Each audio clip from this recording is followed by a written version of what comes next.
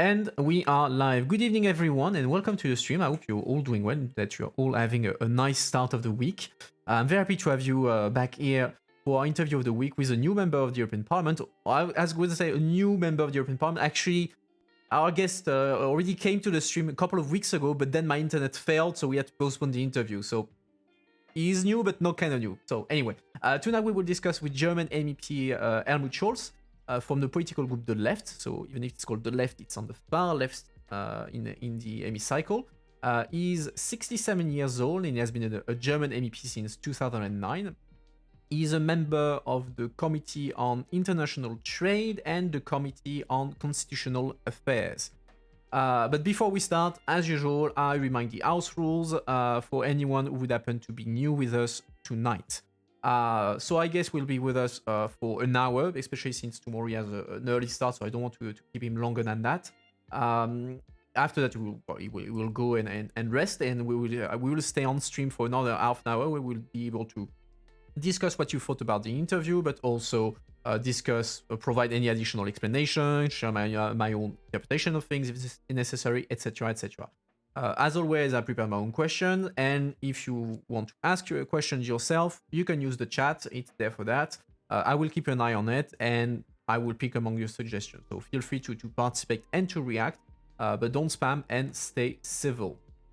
So as always, the goal of the interview is to get you to know better the MEP, the guest of the night, but also what is the job of the MEP, what are their priorities, some of their opinion on the current or general EU political questions. Tonight I'm having someone from the left. We had people from Renew, we had people from the Greens, we had people from the EPP. So we invite a diversity of people so that you can make your own opinion and see the diversity of opinion. We will not go deep into policy discussions, and we will not touch on national politics unless it's very relevant to EU politics. So keep that in mind when asking your own questions. So without further ado, let's dive into this. Sorry, I checked. Wrong click. All right, so good evening and welcome to you, Helmut Scholz. Happy to have you again on the stream and with us tonight for an interview. So, especially since it's a Strasbourg week, so I know you're very busy tonight and the rest of the week. So thanks again.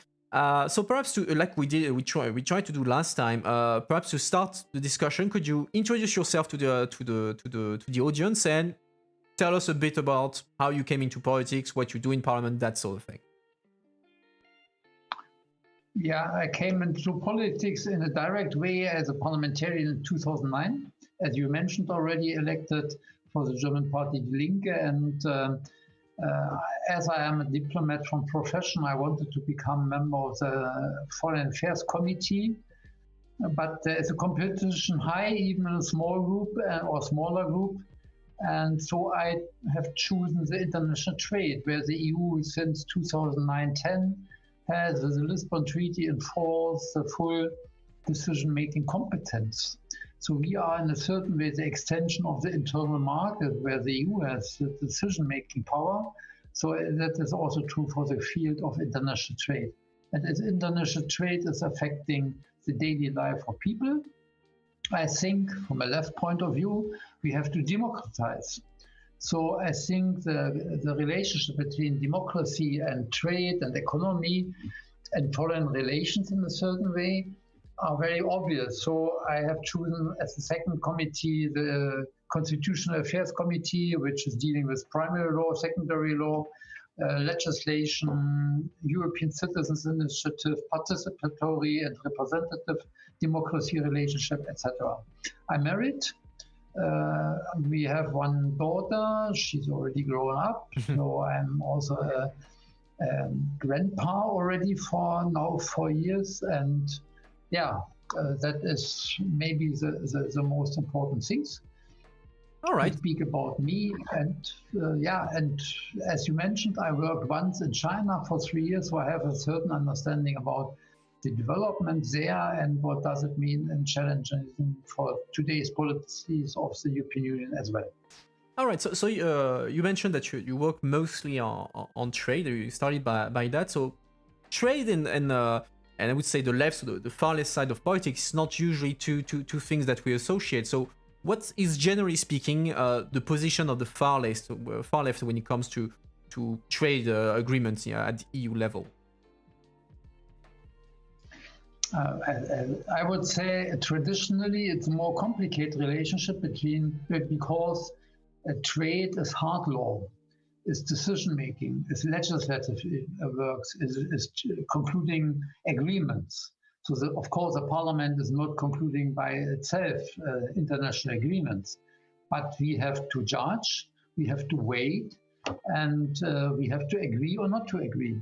And when I came into the parliament, we had the experience of the then negotiated and ratified ACTA agreement on intellectual property rights in a broader understanding. And the European Parliament then had decided to vote no, not to ratify, after years of negotiations.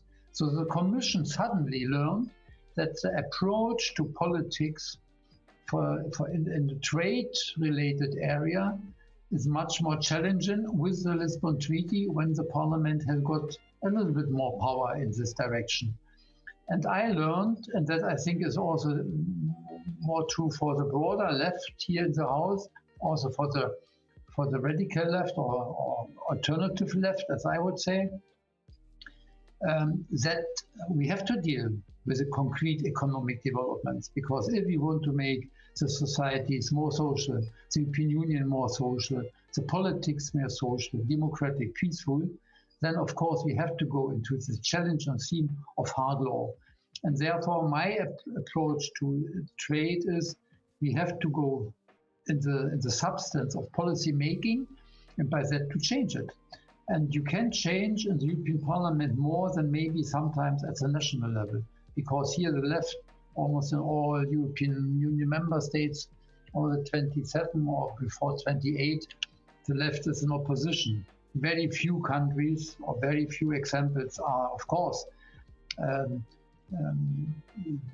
stressing this rule, like when Syriza has been in government, for example, or before in the 90s, also the French left has been in government. So I mean, this is speaking about the reality, and here I think we should not only pick up those fields of policy where it is logic to address the left in social affairs, cultural affairs, education, but also in the economics. So that I would say is an issue. And on the trade in particular, of course, part of my group are rejecting the fair trade agreements. I would say we should replace free trade agreements with fair trade and cooperation agreements. So we have to deal, what does it mean? And so that's a perfect transition to my next question. I was going to ask, so you're not opposed in principle to trade agreements, you just want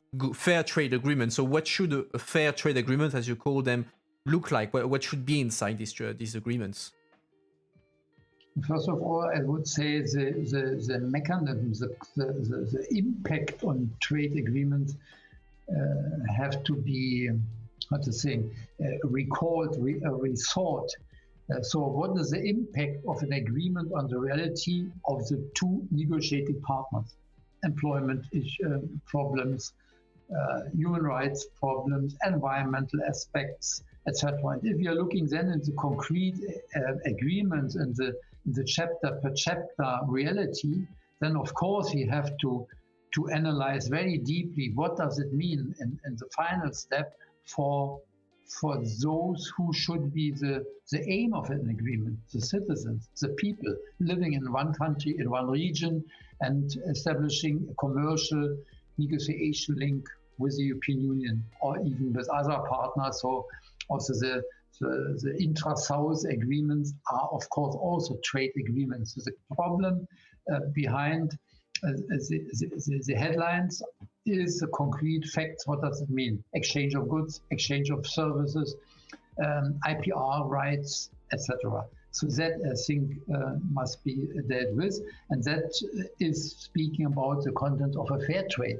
Fair trade means we don't want to get a benefit at the cost of our trading partners. See, that must be an equal relationship. So a win-win situation very often describes a situation, or we are saying we should not import goods which are produced by forced labor or by on environmental damages like LNG coming from Canada or from the United States to Europe. So that is not the aim, as I would say, of the trade relationship. And of course, with the new emerging technologies, with the ability of technological, as I would say, revolution of the industrial policies, in particular in the developed, economically developed countries, that has a grave impact on the ability of our trading partners to compete with us or to catch up. So here we have to put this joint interest to make an agreement beneficial for everyone, the society, the countries who are establishing a trade link. And just out of curiosity, since you started working in international trade committee, have you ever voted in favor of a trade agreement or not? Have you always considered that they always fail to meet the requirement to be acceptable for you? I was a rapporteur even for a kind of trade agreement. There was a trade agreement still on the basis of an old mandate before Lisbon in force given by the Council to the Commission, the N community countries, Peru, Colombia, Ecuador, and Bolivia. Okay. And Bolivia and Ecuador decided then to go out of this regional agreement.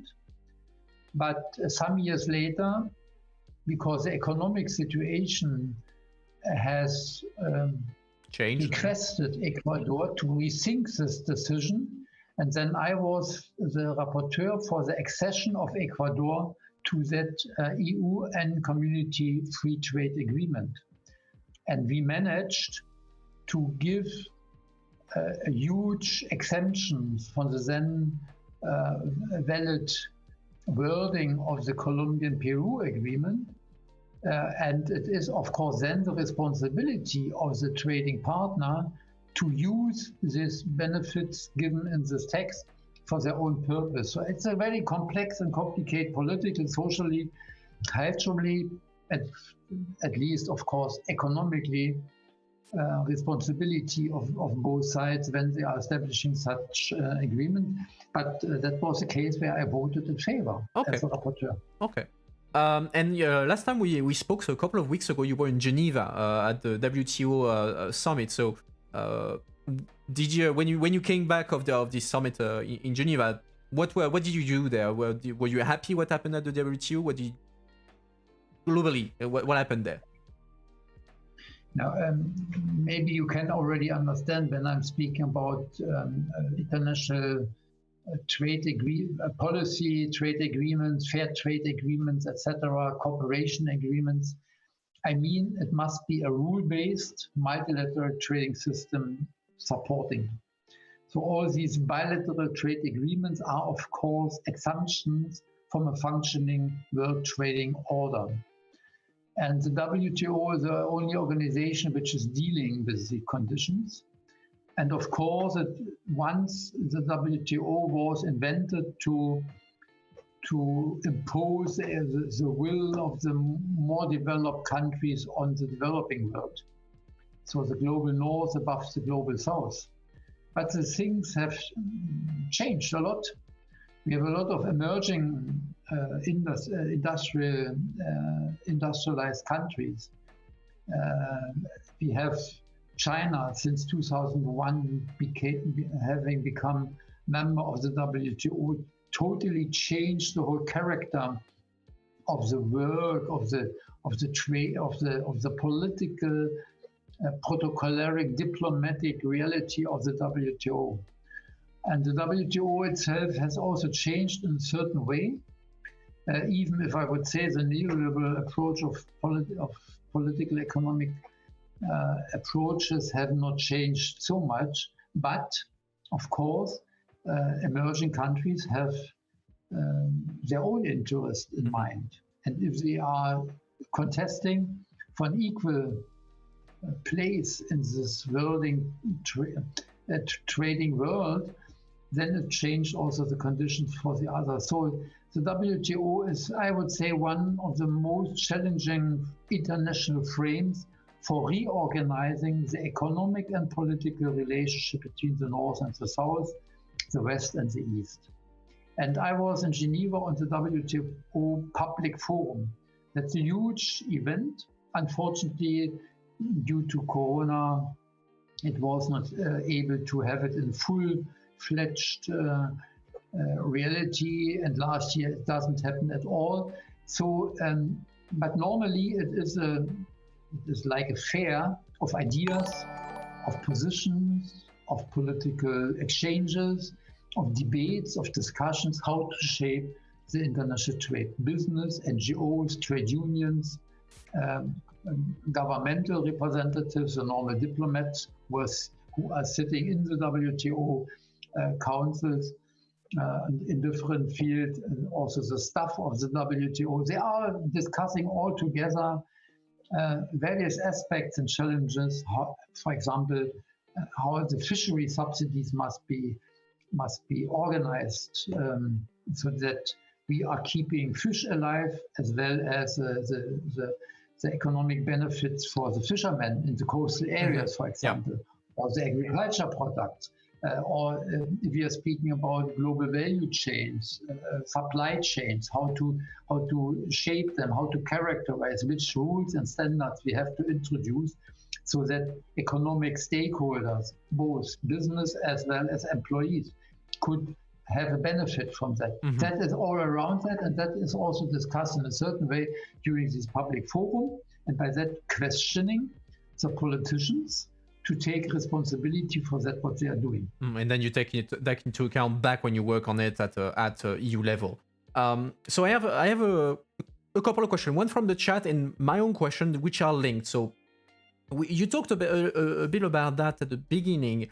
You mentioned that the way trade agreements are concluded and ratified is not very democratic, and it's among the EU policy that is the most debated among citizens. And at the same time, trade agreements are, generally speaking, considered very complicated, very intricate for the general public, even for MEPs who are not specialists on trade. So how do you reconcile, how do you explain to the general public the big complexities of trade agreements and the need of negotiating them, and as well as the need to democratize the approach to trade? The precondition for a democratization of economy, and that I would say is also true for trade, international trade policy, is transparency. So one of the most, how to say it, biggest battlefield in the last years has been the question how we are making public what is negotiated, how we give the people at least the chance, opportunity to read and to follow up what is negotiated. And that has two sides, as I would say. First, we need transparency about the mandate given process. Unfortunately, the European Parliament, even with the Lisbon Treaty, is not in the situation that we can directly agree or disagree with the mandate. We cannot do only indirectly. We are publishing resolutions where we are describing when we are being informed about the aim of concluding an agreement. So we are working on a resolution where we are saying this should be in the main focus of such to be established trade relationship or cooperation relationship with one trading partner. So when the idea of TTIP, you remember that was a huge movement in all the EU 28 member states then, and also in the United States. When the famous clot chicken came into the front running, and when citizens have said, oh, we don't want to have clotted chicken in our market, breakfast yeah. or evening meals. And but it is a symbol. And so it started the debate, what is important for us when we are establishing a trade agreement? So do we need today in the year 2021, 2022, 2023, still an agreement which is covering all the exchanges of goods? But of course, the exchange of goods is linked with a certain market access of exporters, of enterprises, maybe from the steel industry in Europe, or from the textiles, or from other pharmaceutical industries on the market of the trading partner. So what are the conditions? And then we are coming into the competence of the legislators, the parliament, who are, at least at the European Union level, the responsible factor for controlling under which conditions which goods are produced, what does it mean for the consumption, what standards we have to take into consideration when we are saying. So this is I would say that is an open and transparent process, because all the legislative work on these aspects at the European side are more or less transparent. You can follow all the legislative work of the European Parliament in this direction. Mm-hmm. What is not transparent is the behavior of the member states in the Council. That is more or less behind the closed doors. So we don't know exactly how a mandate for such negotiations is really being worked out, because the Council is giving the Commission the task to prepare a decision-making for a mandate, and then the Council is accepting or endorsing or amending this draft paper. And on basis of this draft paper, the Commission then starts with the will of the all 27 member states the negotiations. And here we are calling that also must be brought into the public attention on the surface. I have a question on that. I have a question on that, on the question of the mandate and the first draft, the first proposal of the Commission. I seem to remember that after all the debates around TTIP, after CETA as well, the Commission had committed to make public the mandates of its negotiation mandates, as well as the first offer they make to the third country. Is that do I remember that right, or am I wrong? I seem to remember that. The mandate are public or not? On that time, yes, because the TTIP was really started after the Lisbon Treaty in force. So that was a public, I would say, process. Yeah. Different, for example, to the Mercosur agreement, which is still not finalized. Yeah. But the mandate for the Mercosur agreement, so that means there's a trade relations between the EU and the Mercosur countries, Brazil, Argentina, Paraguay, Uruguay, and Venezuela in a certain way, but there is a more complicated issue. Then this mandate is, I would say, 24 years in the meantime old.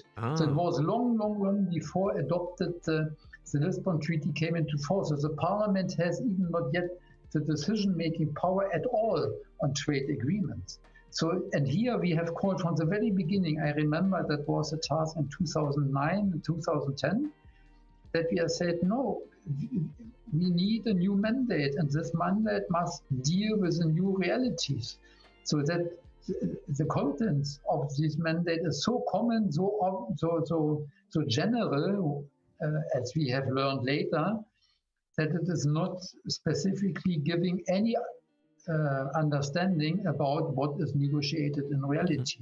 Okay. So that is, of course, also a problem. If you don't give a concrete, precise task to the Commission to deal with that or this other aspect, then it becomes much more complicated also to check has this task fulfilled or had we made a big mistake by describing the situation as it is?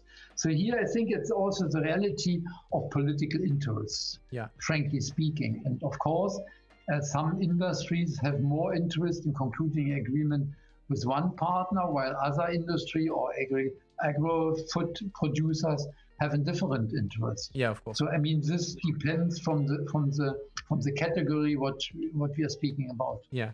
I have a question from the chat, which will be actually interesting for you because it's both on trade and on China, since you're part of the delegation on China. So Literis there is asking on how you see the evolution of the trade-related discussion between the EU and China, and do you think that the EU is the best place to get China to adhere to what is called the WTO rule-based trade?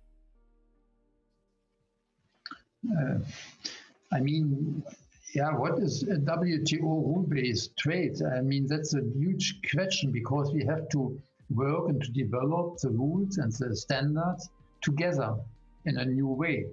So, and of course, with the development of China, with the economic and political and development of this huge country, that means that, of course, also the conditions have changed a lot. So I would say we need a dialogue approach in the relationship with China to take their interest seriously and to expect that also China takes our interests, our values, our views seriously. So, but you can't think that you can realize in the 21st century a policy as it is just now followed by the United States, in particular, vice versa, China, in the way like 100 years ago.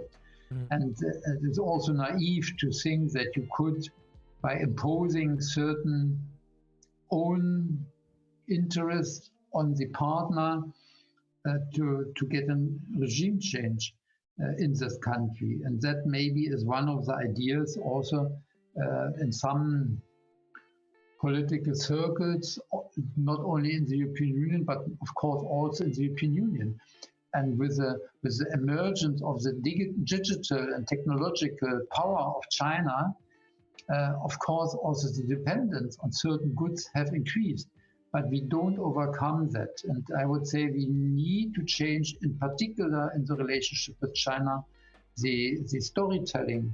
We have, I would say, to put into the focus of the bilateral relationship the joint challenges and tasks. So let's take climate change.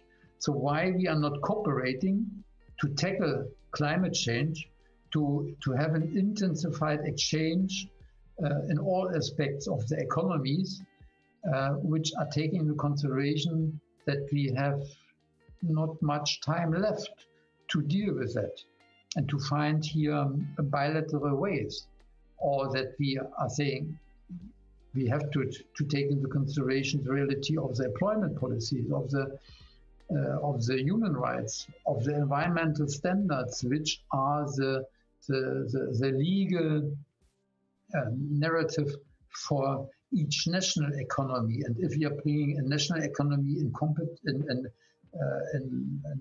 relationship to another one, then of course we have to define the common standards for that.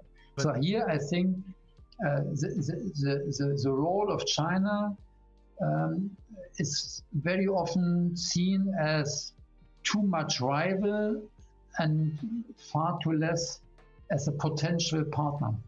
But at the same time, when we look, for instance, at the example of the relationship between China and Australia, for instance, Australia and China had a trade agreement, and then China basically refused to broke the agreement and started to bully a bit Australia. So that doesn't send a right message, I would say, on whether China as a trade partner is reliable. And like you mentioned as well, you need also to, there's a debate on whether we should how and to what extent we should take into account the human rights aspect when it comes to China, especially when it comes to the Uyghur or even the environmental policy. Even if the China recently made quite strong commitments in terms of environment. So how do you how do you reconcile this lack of trust towards China based on the China example and also the question of human rights?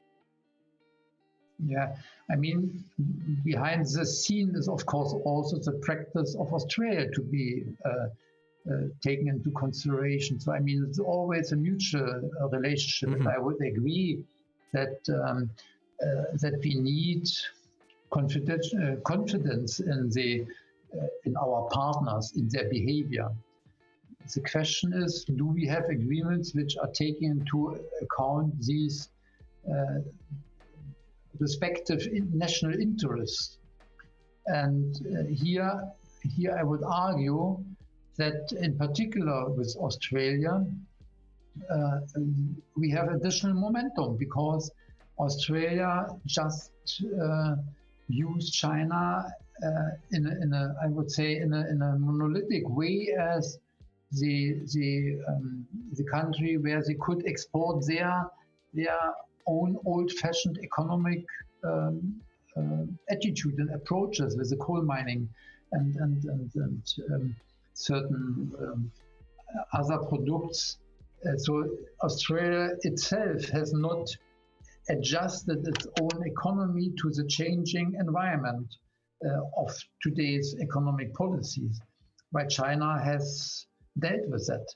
So, and then they used, of course, in a political, more hostile frame under the pressure of the United States, who sees that the rivalry between the United States and China is endangering the old-fashioned approach, America first, to control the world development.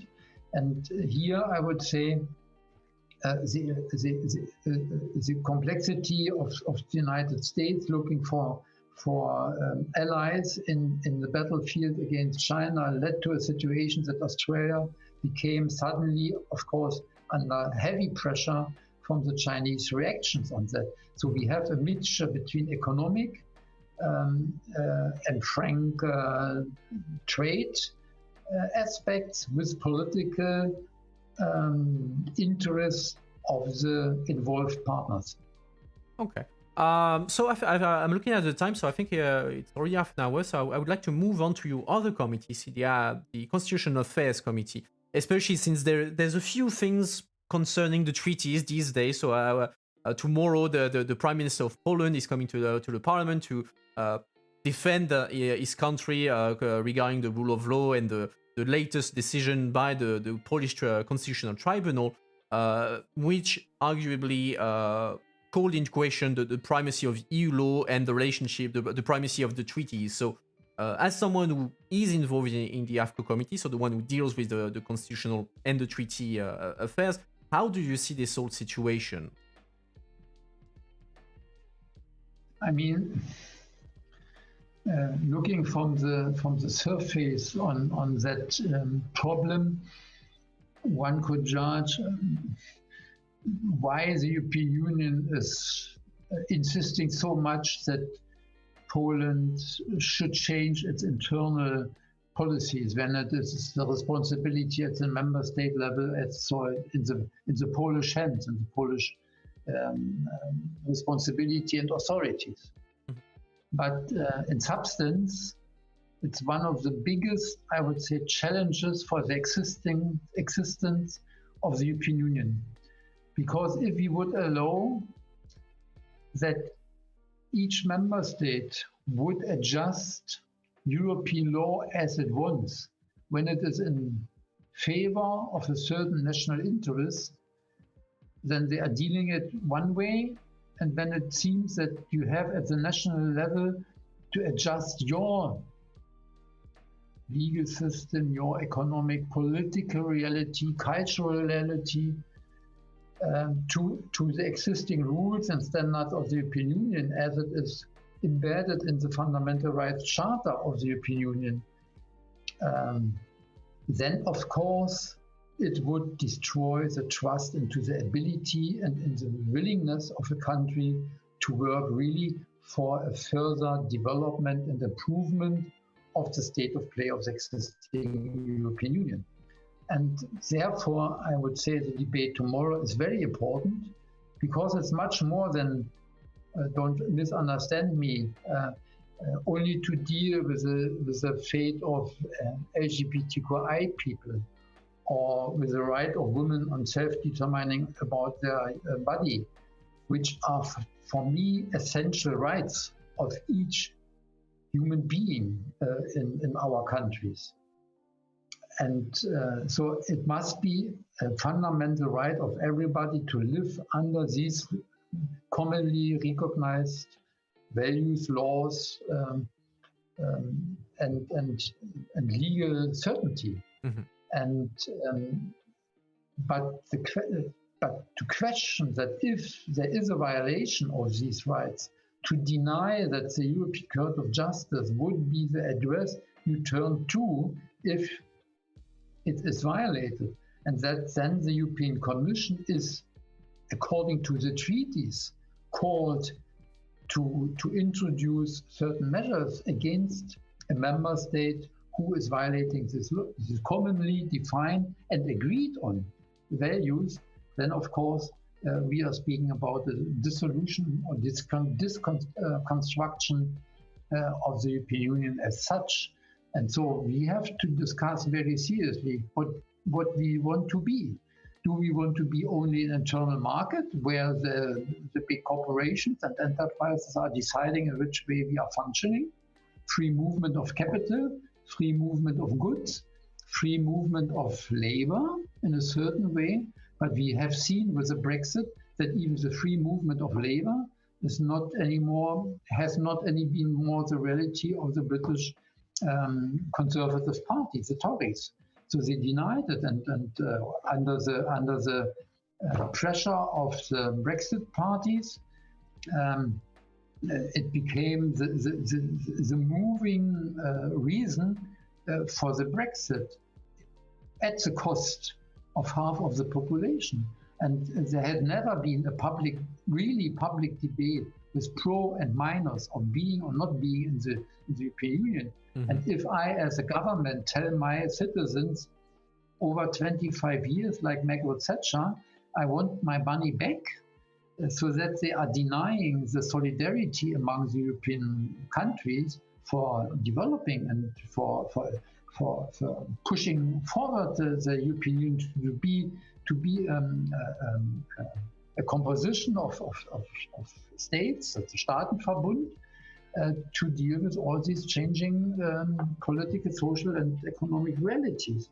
So, and then you should not be surprised that then after 25 years of permanent hearing the slogan, I want my money back, that sometimes they are seeing the bad social situation in the country,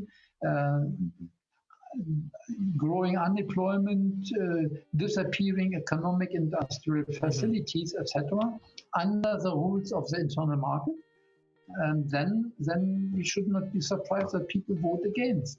And therefore, I would say now a huge majority of the Polish citizens want to be clearly stay in the EU, the European Union. It was 88% according to last poll. But if you deny the supremacy of the EU law on these values, then you, of course, are denying that the EU is something value for you. Then it is for you only a place of exchange of goods, benefiting only the national interests. And that is not the whole idea of the foundation of the European Union. I mean, it was Agnero Spinelli who wrote in 1943 in a prison at the island in the Mediterranean, Ventotene, about how, still during the Second World War, how we can establish trust among people who is shooting day per day each other then. And they had written the message, we have to establish assembly of states, friendly, linked together, so that they are living, the citizens can live beyond the national borders in a daily reality. So the dream over transnational coexisting, co-living was already born in that time, and that we should not forget. I think that is on the stake also in the year 2021. Yeah, and actually, since you're talking about the future of Europe, so to say, last week we had your colleague, your Polish colleague Danuta Hübner, to talk about the conference on the future of Europe. So there is all this debate about the future of Europe, both at the level of the conference. Like you mentioned, the debates that the Polish decision are putting on the table. What do we want Europe to be? So yourself, where would you want Europe to go in the future? What direction should it go, according to you? First of all, I would be very happy when we are speaking and we are informing much more about this conference. The conference lives from the involvement of citizens. So we have a mixture between the representative and the participatory democracy or direct democracy. Mm-hmm. And I want to have, and I made a report on that, much more citizens' dialogue and citizens' involvement in decision making in all levels of the EU policy making. And that is, of course, linked also to the conference. So I would like that the conference will have a clear result, meaning the report, which will be drawn after first quarter of next year, much too fast, I think. Then we have not yet discussed all the different difficult and complexity of questions which are linked to our reality today. But okay, that is now given. And I hope that the process is going on, but that this report is leading to a clear follow-up process, either a convention or an intergovernmental conference, as both methods are embedded in the existing treaties, where we are saying the citizens and the plenary conference, so the elected representatives from the European Parliament, from national parliaments, from the Committee of Region, from the social partners, from governments, from the Council, and from the Commission, and from the citizens' panels, which have already started their work.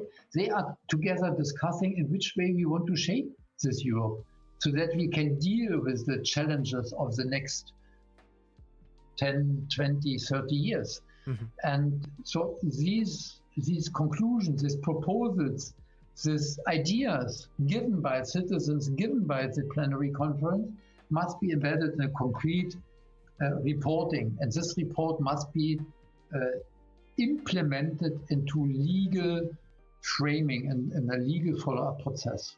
Okay. So then the conference is a success, or makes successful this ongoing debate, because the debate should not stop.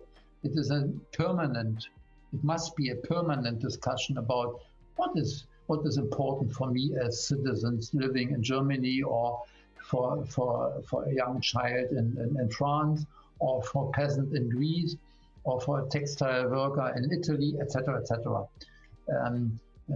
Farmer in the Netherlands. So how we are living together, and that in this end, the result of the conference should lead to an understanding we need to overcome the gap between the monetary and economic union and the social reality, the social dimension, which is remaining in the decision-making process at the member state level.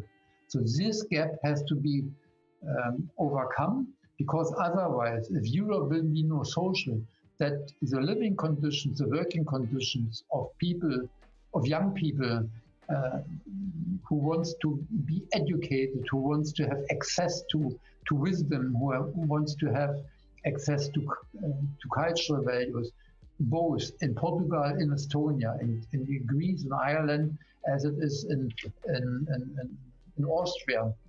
So I mean, that gives us only then the chance also really for a freedom of movement inside the European Union to shape your life where you want to have a future, where you want maybe to create a family.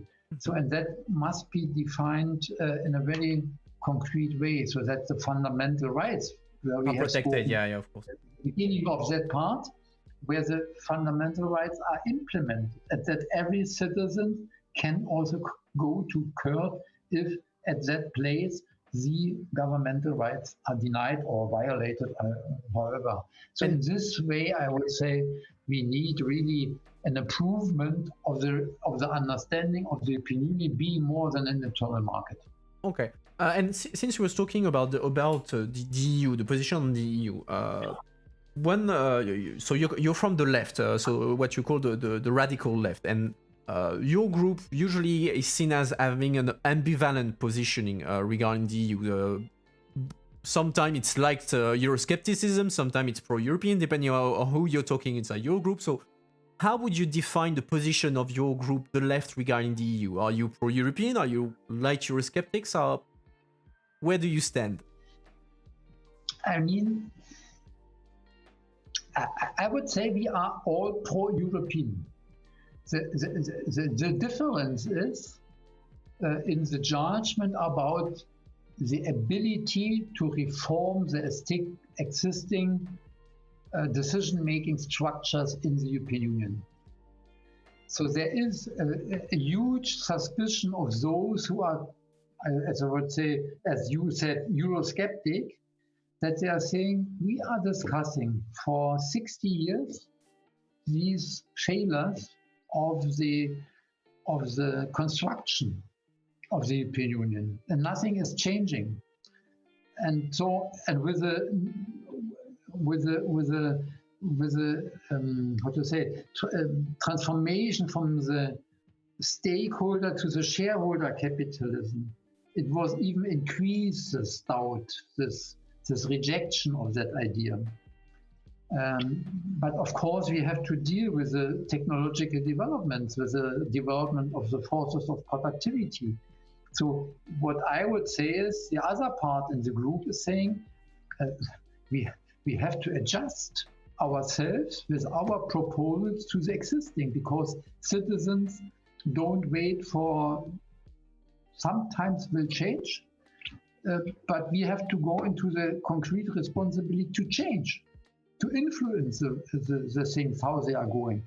Therefore, I'm in the trade committee saying I'm for an alternative trade mandate as a basis for trade agreements, going into the direction of cooperation and fair trade.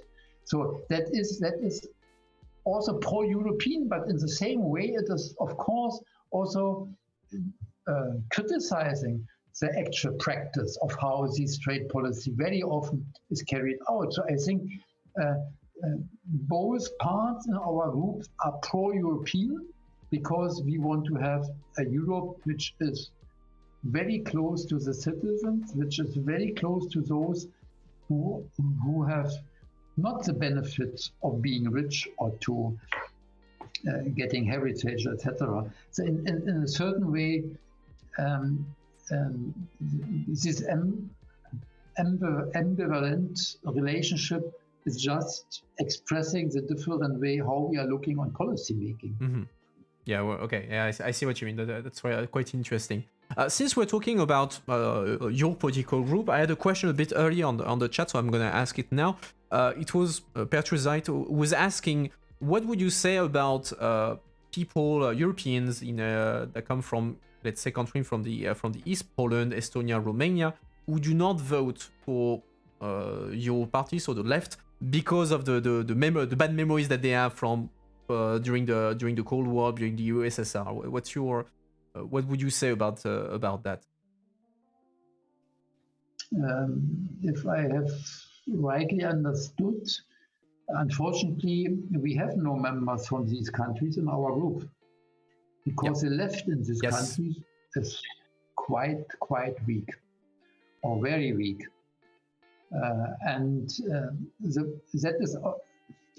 I mean, the situation is maybe different in certain member states of the West and the transformation countries from the East, because the process of the transformation is going so deep into the internal minds of citizens who have lost the trust in their own life.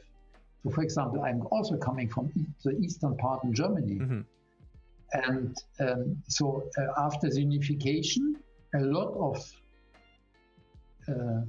intellectual people have lost their work because they had, of course, worked in the old system, either in universities, in the schools, as professors, in the diplomatic area, etc. So they had been overnight useless. So they had to re-ask the value of their own life. And that is, of course, a very painful, very individual approach.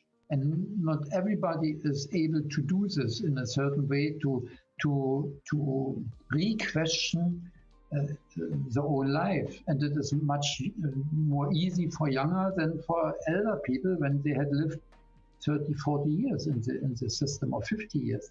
So, I mean, this is, of course, influencing also the ability of left forces to develop a new approach to get, again, trust by citizens to be elected or not to elected. And then take Poland, for example. The social democracy in Poland came from the old Communist Party, more or less. Mm-hmm. And so they had to organize the transformation. So they transformed themselves into the social democracy, and by the same way, they transformed the country into the capitalist society system. And so when after the first electoral period, the Social Democrats in Poland should have been re-elected, they hadn't been re-elected because this transformation brought, of course, a lot of change to the economic, social situation of each citizen in the country. So, and that was a back and forward process all the times. And so also today's Poland is in a certain way still a result of this deeper ongoing transformation in the country. And that I could describe for all these countries in the Central and Eastern European region, from Bulgaria to Estonia and etc. So, and that is, of course, then also explaining in a certain way that it is in particular very complicated for left parties to readdress the voters, the citizens, that they have learned, that they have understood that in the past there had been made a lot of mistakes, and these mistakes of the past have been mixed with mistakes of the neoliberal policies on the social agenda for the country. So the transformation process in the economy has, of course, also asked a lot of, what to say it, so they brought a lot of losers in the economic and social understanding of the society. In a certain way, this complexity is explaining a little bit where we are today in these countries. And now we have the new appearance. You have Trump in the United States with his approach to neglect the social reality in the United States. And you have Babiš in the Czech Republic, who is maybe similar in a certain use of mm-hmm. means of tools to control the political power he once got. Okay. Maybe it's fitting the interest you wanted the question. No, it's quite interesting. It's quite interesting, indeed, as an analysis. I'm looking at the time, so I will ask you the last final question, and then you'll be able to rest before your meetings tomorrow. So first question: if you could change anything about the EU, what would you change and why? You mean in the European Union? If you could change something in the European Union about the weights, something about the European Union, you could change it. What would you change? I would first of all, I would like to give the citizens much more say, so to increase the relationship between the representative and the participatory democratic representation of citizens in all structures at the member state level, as well as at the EU level. Secondly, I would really change the social gap, as I described. I would say social issues, for example, the social protocol, which has been invented already, I think, 2008 by the European trade unions, to translate it or to transpond it into the primary law of the European Union would change a lot. I would give the European Parliament, therefore, the right for legislative initiative. That would change a lot, even without huge changes of the treaties, but to make the Parliament able, as the only one directly elected European institution, to express the will of the citizens, which are represented by the members, would increase the understanding of the role of the European Parliament. Today, almost only few citizens and the member states know what the European Parliament in reality is and what we are doing the whole day.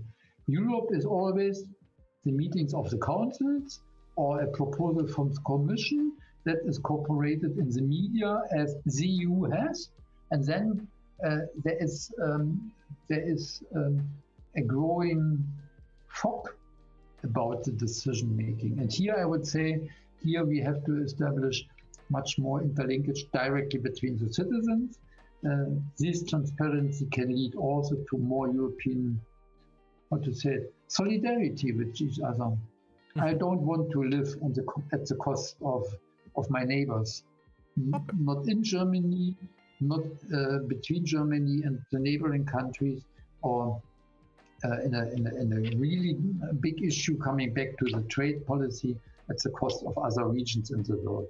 We have only this one globe, this one Earth, and I want to participate, and I hope that the European Union will change into that direction to take the responsibility for keeping this globe, this Earth, for our generation and the generations following. And therefore, I think transparency and participatory democracy could give us a new start for implementing the old dream of Spinelli, which I have spoken before. Okay, and my very final question, which is the traditional question on the channel, what do you think about the idea of a federal European Union? Are you in favor? Are you against? What are your thoughts?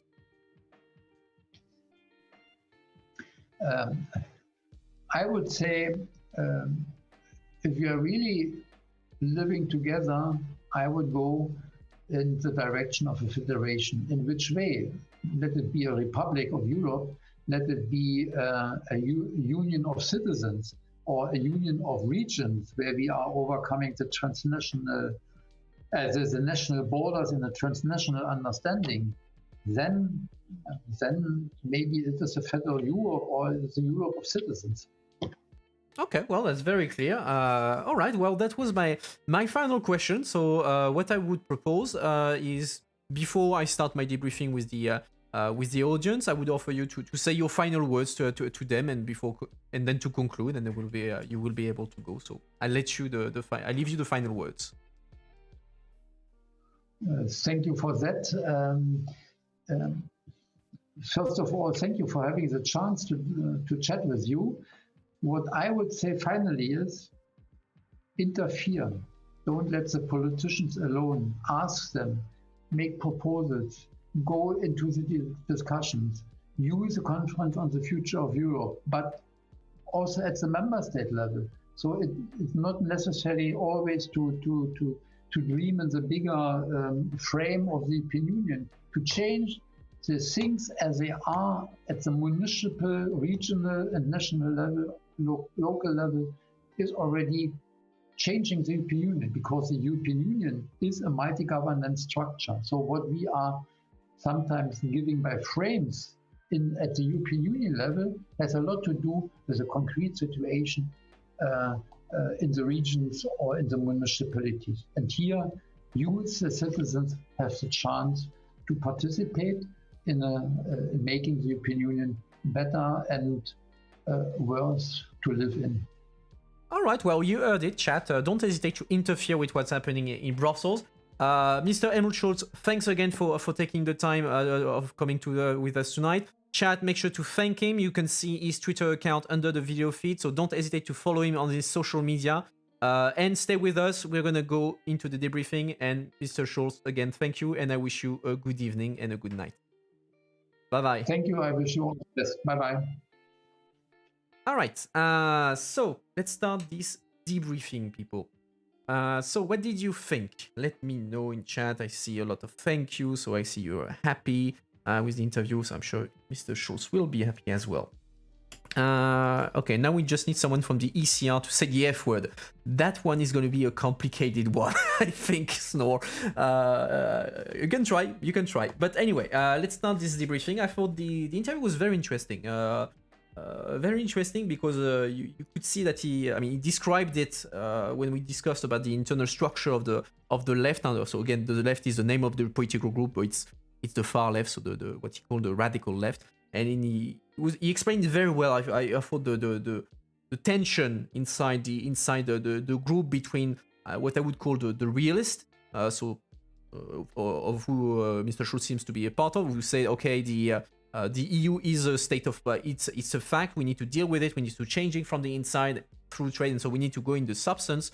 And against those who get frustrated by the fact that they don't agree with what the EU is doing, they don't see changes happening, so they are more real skeptics. So I thought he explained very well this internal difference within the left group, which makes that depending on who you speak in this group, you have very different opinions on the EU and what to do with the EU.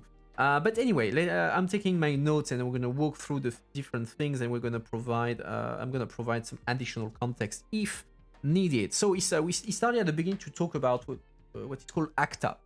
So ACTA, what is it? ACTA was not a trade agreement. It was an international agreement, although it did have some trade part because it was on IP. But anyway, it was an international agreement.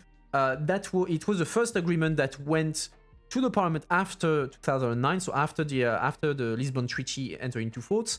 And why is it important, the Lisbon Treaty? Because the Lisbon Treaty gave the ability for the parliament to veto. It gave them the parliament a right of veto on trade agreements, on international agreements, meaning that if the EU is concluding a deal, whether it's trade, whether it's any kind of international treaty, the parliament needs to approve the deal, and if he refuses, then there is no deal. The parliament, the EU cannot sign and ratify the deal. And so ACTA was the first big deal post Lisbon that was put forward at the parliament, and that was actually rejected.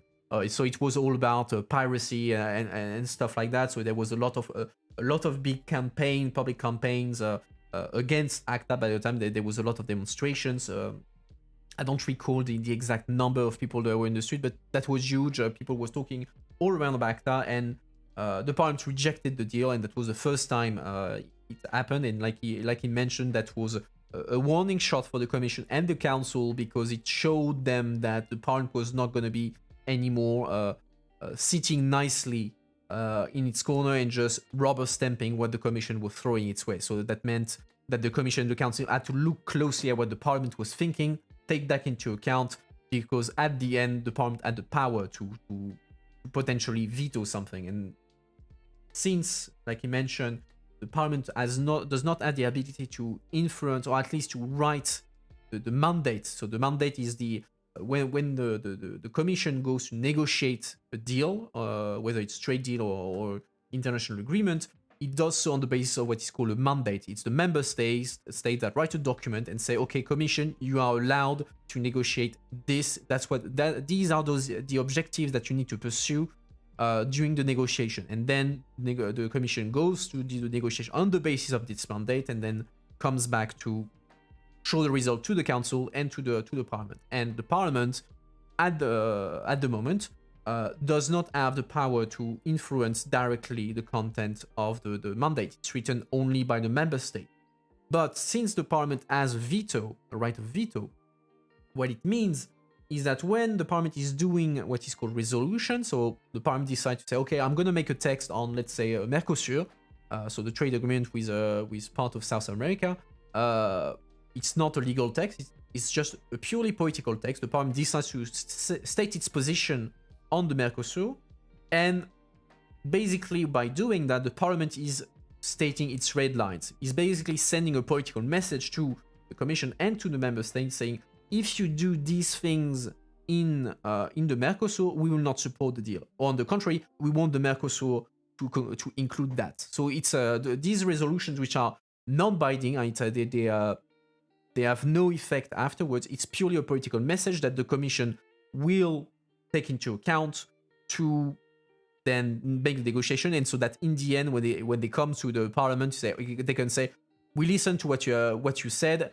Here's the deal. It respects your red lines. Please accept the deal. So that's more or less how it works right now. It's an indirect kind of process to influence the results of trade deals, of trade negotiations, etc. But not only, because this influence to the Commission, it goes way beyond actually treaties, because, like I mentioned at the end, the Parliament does not have what is called the right of legislative initiative. The Parliament cannot come up with laws. Only the Commission can propose laws. So what it means, and that's one of the reasons why the Parliament is not considered what is called a true Parliament.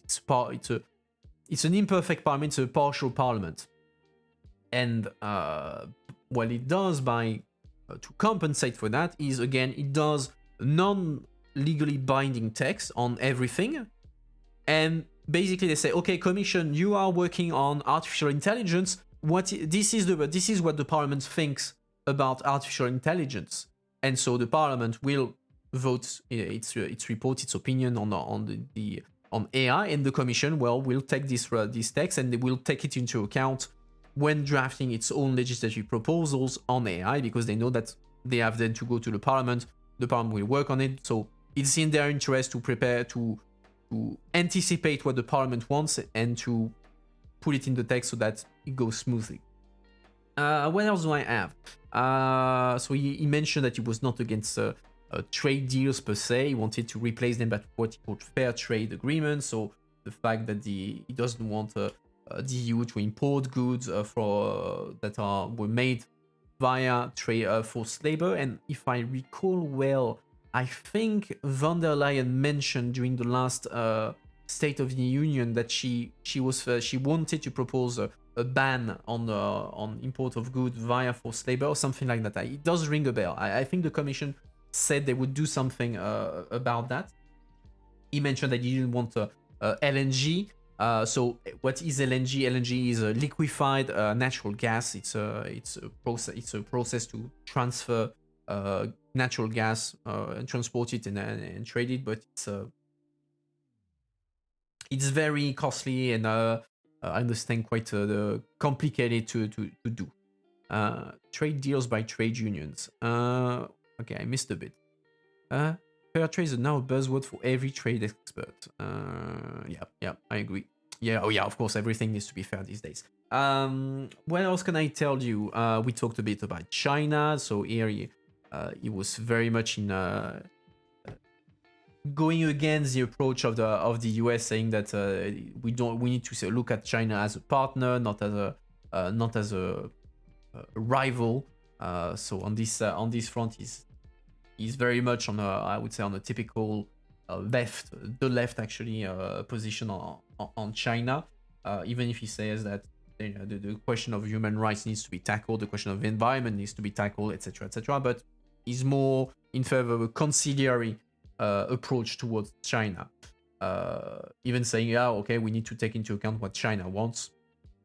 Okay, once we said that, we can't deny that China has a bit of an habit to also do a bunch of abuses. I mean, the China is well known for the. Is it only a left thing? The idea of dealing with China as a partner, or that's something that you will find most likely, maybe as well with part of the far right, since they're very much nationalists. So they basically say, "Oh, let everyone do what they want," and then it depends on the member state, because Germany has close ties with China economically speaking. France doesn't want to has also economic ties with it. Greece, Hungary, Czech Republic, there was huge investments from China, so it's very difficult to do anything against China on this front. The US seems to like. The US seems like such a new country. Like they don't realize how long China has existed. Yeah, okay. Yeah. I mean, there's this common argument that the fact that China was not the first world power was a bit of an anomaly in time in history, which is true because if you look at the history of the world of human civilization, for most of human history, China has been the first world power, and it's just dipped over the last couple hundred years, and there is an idea that in fact China is going back to the position it had before the parenthesis of a couple hundred years ago. But anyway, moving on this. Oh yeah, you talked as well about the question of transparency in trade agreements. So we talked about about the mandate. So this document that basically says what the Commission is allowed to do or not to negotiate a trade deal. And he said, "Oh yeah, this document needs to be transparent. It needs to be known." What I answered, and I think confirmed that document now is actually public, following the backlash on TTIP and CETA. The mandates now are public, as well as the first proposals of the opening proposal of the Commission. When they arrived at the table of negotiation, they always come up with the first proposal, and the first proposal is always public. But in the case of Mercosur, he said that the problem is that when you have trade negotiation that lasts for years, and because negotiating a trade deal, it takes a very long time. He said that the Mercosur, it was about 25 years of negotiation. So Mercosur may be taking a very long time, but it takes at least between 5 and 10 years to negotiate a trade deal normally. So it takes quite a bit of time. And he was saying, yeah, but the mandate that they negotiated 25 years ago doesn't reflect the reality of the world today. So we need to renegotiate a new mandate to take into account the new reality of the world. So that was his argument. Then he didn't talk about it, but that's always something that is important to mention. Is the question of the transparency of the negotiation documents. So you have the mandates, but then once the 15-20 years already, Mercosur. Ultimately, is saying. What was I saying? Yeah, the negotiating document. So while the initial mandate is public, then the documents that are part of the negotiations are never public. And that's something that people say, oh yeah, that's a bad thing. That shows that there is a backroom deals that are being concluded against the interests of the citizens, blah blah blah. But actually, it's the fact that it's secret, so to say, or at least confidential, not public, because MEPs can have access to these documents in certain conditions. But when you negotiate a document, when you negotiate a deal, of course, the negotiating documents need to be secret, because otherwise it's like playing poker. Yeah, when you're playing poker, you don't want the person across the table to see your cards, and the negotiating position are your cards. So you don't want Mercosur to know what the EU is thinking, what the EU is actually saying, what are their red line, what are the things that the thing that they say they want to push, that sort of thing.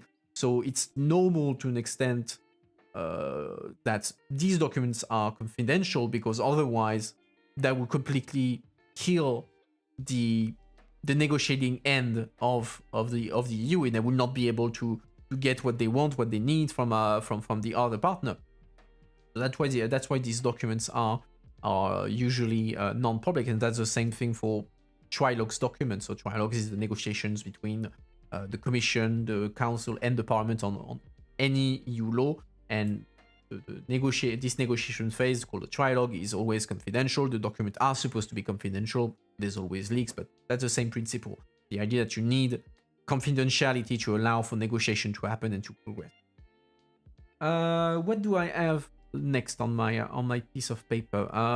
Poland. We talked about Poland, and he was quite clear on the fact that he doesn't approve that the direction of the risks associated to the risk associated to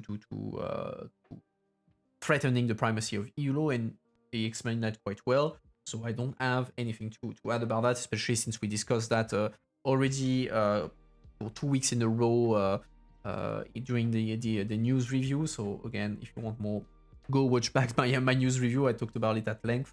What else do I have? He was very supportive of the conference on the future of Europe, saying that he needs to go further, that he needs to become something that is how can I say it, perenne, that stays in time, so to say. Did you hear correctly? The Polish PM will address the European Parliament. Yes, he will come.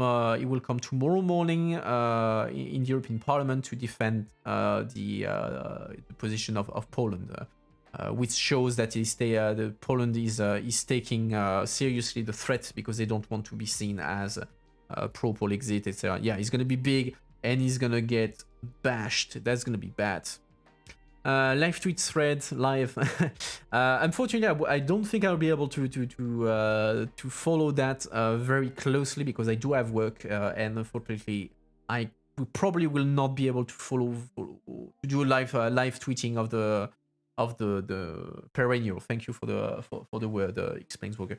So I don't think I will be able to follow the debate and live tweet it. I will keep an eye on it, but I'll see what I can do.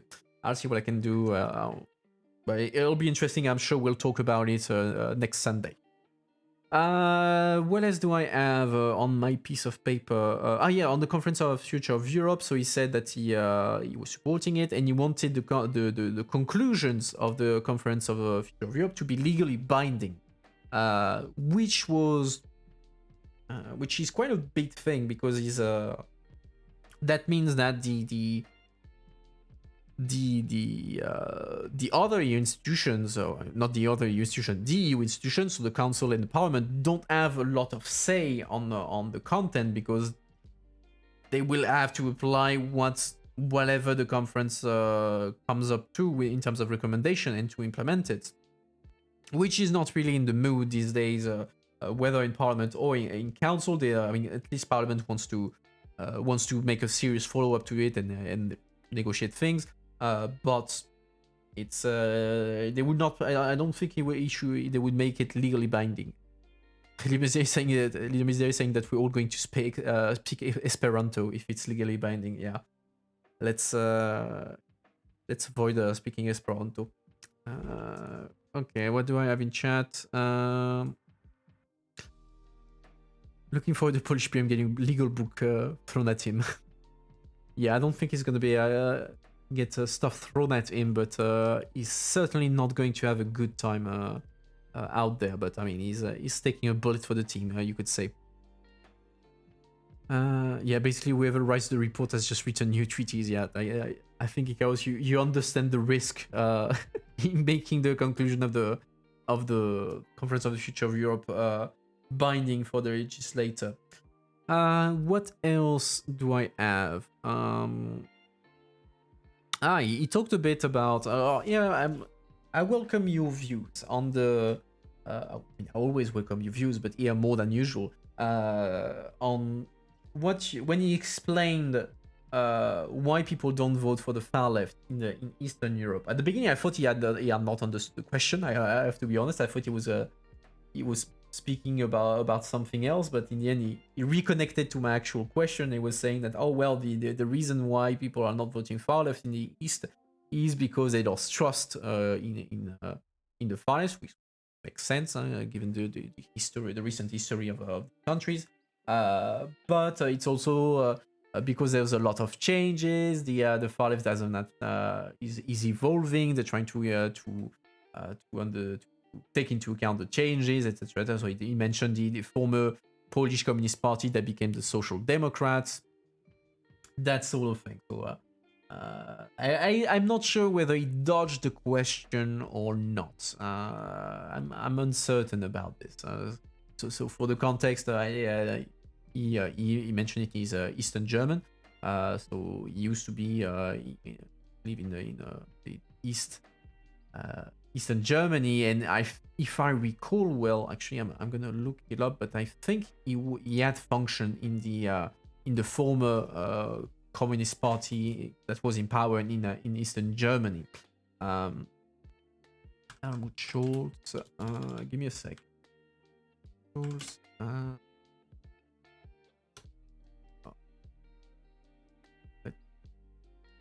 okay, right.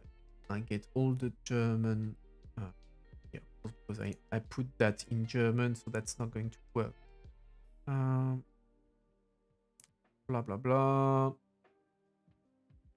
Oh, okay. He worked in. He mentioned that at the beginning. He worked in the Eastern Germany embassy to China, so he knows China quite well. So he was member of the Communist Party of Eastern Germany. Okay, it just mentioned he was member, not that he had function. Okay.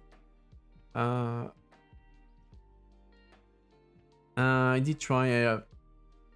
Yeah, he did try, but I mean, I'm ambivalent because at the end he recognized that there was mistake. He said there were mistakes done by the far left in the past in Eastern Europe. But yeah, I'm happy to see that I'm not the only one who thought that. Let's see, even less. Okay, we're still speaking about Poland. I was like, why are you speaking about the Eurovision? I was like, why? Why? Yeah, he was stalling. What else did I mention? So yeah, of course, I already talked about that. He wants a real parliament, so parliament with the right of legal initiative. But we already talked about that. Oh yeah, and the final point we didn't discuss, and on which I fully agree with him, was the when he talked about Brexit, the fact that it was not surprising that people voted for Brexit, given that for 25 years they've been told that every single thing that are going bad in their life was the fault of the EU. And so it was only logical that they would vote for Brexit, and that they would accuse the single market, the freedom of circulation, to be responsible of everything bad. And on that, I fully agree with him. I definitely was not surprised to see the Brits vote in favor of Brexit. So that was not something that surprised me back then. Okay, I think I covered more or less everything. Transparency, Poland, China, Conference of Future of Europe. Yeah, I think we covered everything. Immigration was a big part of that vote. It was refrained by the British government that the EU blocked them from implementing change. Yeah, exactly. Yeah, and the bosses. Yeah, of course. But I mean, the bottom line is, beyond what the government and the campaigner was saying at the time, it doesn't change the fact that there was a problem from the get-go, because British media have been saying for the biggest part for the past 40 years that everything was terrible about the EU. I mean, the business of the EU, of the British tabloids, is to bash the EU. So, and even the government, for every time there was a problem, was blaming the EU. So you can't expect people who have been told for 40 years that everything wrong in their life is because of the EU, their own government saying for the longest time that everything is the fault of the EU, to vote in favor of the EU when they are being asked, especially when the David Cameron comes, oh well, I've been saying for years that everything is the fault of the EU, but in the end I negotiated a deal, so yeah, it's kind of okay now, so let's stay. Of course, people are going to vote against, especially then when you throw big campaigners like Farage or Johnson behind, who push things to the breaking point. Syrian refugee crisis, yes. They were part-time Europeans, yeah, exactly. Yeah, they are part-time Europeans. I mean, bottom line is that historically speaking, the UK had a very different relationship to the EU than the French, the German, even the Polish, etc. Because they approach the EU from a very different angle. They don't have the historic pathos about it. Like they don't have the French and the Germans that we don't want to see what happened in World War II happen again. See, the UK imagine itself as being the last bulwark of resistance against Hitler. So they see themselves as the hero. They don't see themselves as member of the continent. So they don't have the historic appeal to that. And then beyond that, yeah, they are the island mentality, definitely. And on the other end, they always saw the EU only as a market. So the second you start speaking, which is a bit BS, because from the get-go, the EU had long-term political objective. But yeah, the second you throw in the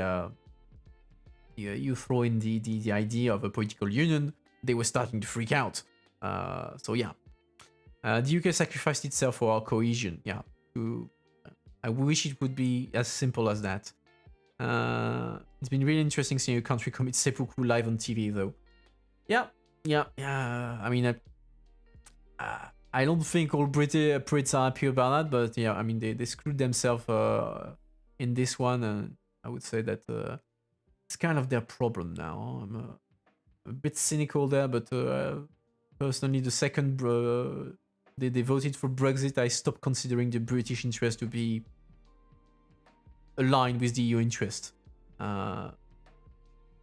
Let's see, they'll be back. Yeah, maybe. I would not exclude it. I don't think all Brits are bad, but there's a bit of that, I agree. Okay, well, unless there is... You find there is a weirdly charming... Yeah. Okay, so do we have questions or not, or comments? Otherwise, I'm going to start to wrap this up because it's getting late. Experienced worker does not want the Brits to come back. I mean, if they come back, they will have to come back with without any opt-outs, without any the checks, etc. Oh, you loved it. I'm happy to hear that. So, am I excited about another Sunday news day on Polish news?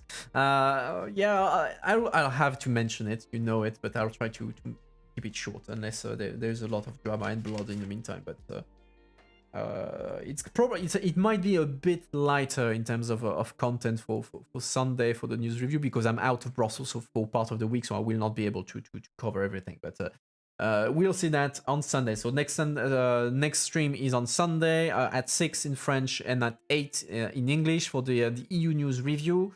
And oh no, next stream. I'm sorry, since I'm so used to the interviews being on Tuesday and after the gaming, I forgot that tomorrow actually we're having a gaming stream. So tomorrow I'm playing at 8 Vermintide 2 in Twitch mode, which means that you will be able in the chat to influence what happens to me in the game. So there's a system where there's every minute there's a vote, and you vote in chat, and then the games implement what you voted for in the game. So I'm going to suffer. I don't know yet if I'm gonna be on my own or if I will bring some people into my pain, but yeah, you're gonna make me suffer, and it's gonna be a bit longer. I have a bit more time tomorrow to play, and after that, so that's tomorrow, and then on Sunday we have the news review. You have no idea what the game is about, so you'll say it will be about throwing pain at my face. So I'm sure you will enjoy it.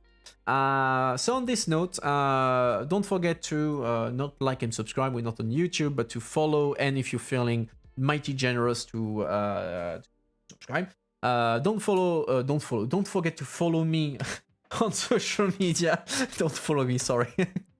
Okay, I'm posting the links in the chat. You have everything in the bio as usual. And on this note, I wish you a good evening, and I will see you tomorrow for the games. Bye everyone.